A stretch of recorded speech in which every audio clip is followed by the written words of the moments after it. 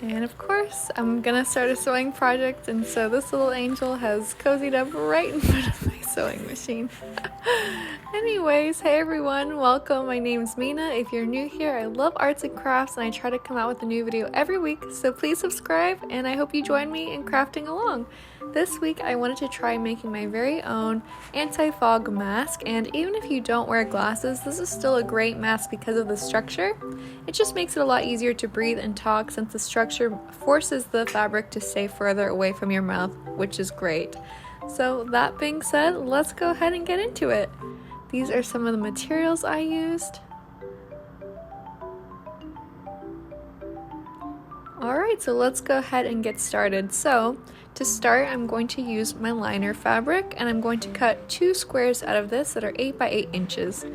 If you have a little iron like me, I highly recommend ironing out your fabric so that you get the most precise measurement, and you want to make sure to use another scrap piece of fabric or some type of board so you don't warp your cutting mat. And this fabric is actually an old bedsheet that I had that had a hole in it, and so I figured why not? This would make the perfect mask lining material since it's 100% cotton. So if you have any other spare bed sheets, keep those for your fabric stash.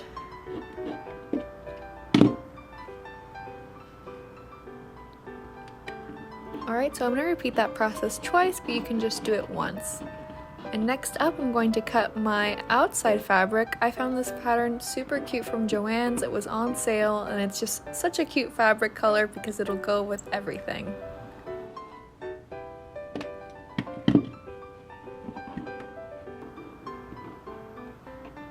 Alright, next up we're going to cut the fabric to give it that mask shape to begin with. So what you want to do is you want to fold your fabric in half, and then you're going to fold it in half one more time.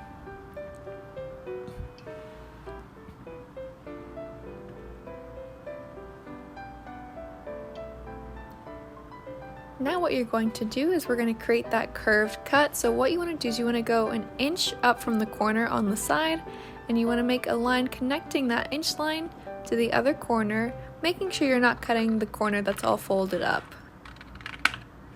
So I'm going to repeat that process again since I have 2 liner parts. And again, one more time for my outer fabric.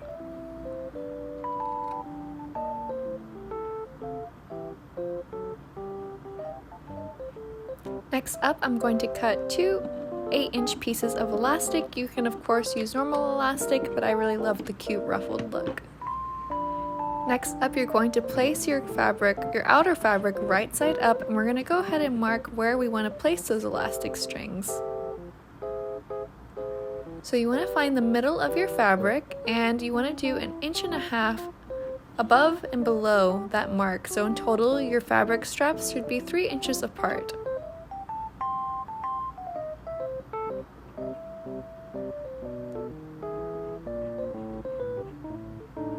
So I'm going to do the same thing on the other side, again making sure that my straps are going to be 3 inches away from each other.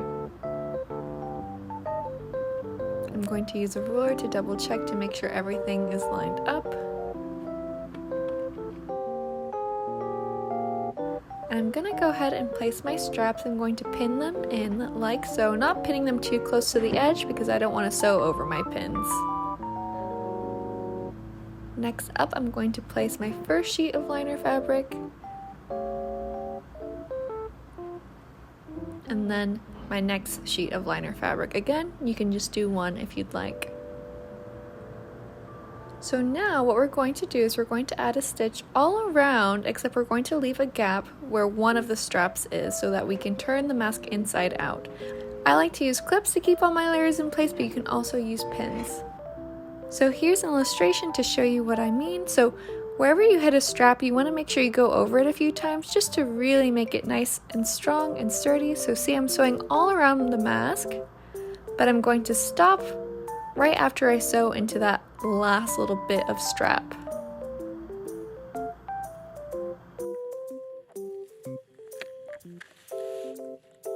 These are my settings on my sewing machine, so I'm going to go ahead and sew all around, leaving that gap.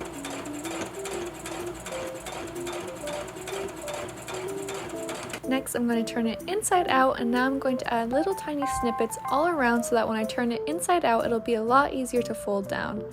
These little pink marks are going to add little tiny cuts. Make sure you're careful and not to cut through your stitching.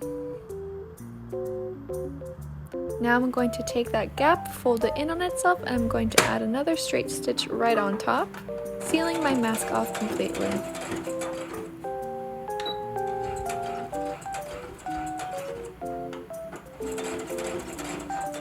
And again, wherever you've got a strap, just make sure you go over it a few times. And after you've closed up your gap, you want to go ahead and just continue to add a straight seam all around your edge. I like to get about 1/8 of an inch away from the edge, but whatever you'd like, just do your best. You want to add a top stitch all around over the right side of your mask. Alright, now we're going to build in the actual structure of the mask. So what you're going to do is you're going to fold in the top and the bottom, and these folds are going to stop wherever you have your straps. So in a sense, you're making a perfect rectangle, and it's okay if these shapes here overlap a little bit. And you want to mark the center on either side. You can find the center by folding this whole part or by measuring it out. And next we're going to add an almond-shaped sewing stitch all along the top. So I'm using a piece of chalk to mark it out, but I'll show you on a little illustration here exactly what I'm talking about. So here I'm going to add a little curved stitch all around, like so. Once you sew all around, you want to cut any excess bits, and you want to go ahead and fold your mask. And to make sure it retains the shape, what you want to do is just give it a quick little iron press, like so. And that's really it. It takes a little bit longer than the other masks, but it's really sturdy and it's very secure, and it's great if you've got glasses. I'll do a little test. So here I am, I'm kind of doing a little bit of huffing, and as you can see, my glasses are still fog free and it looks super cute. Thanks so much for watching. I hope this helps you with creating your own anti-fog mask. Have a great one.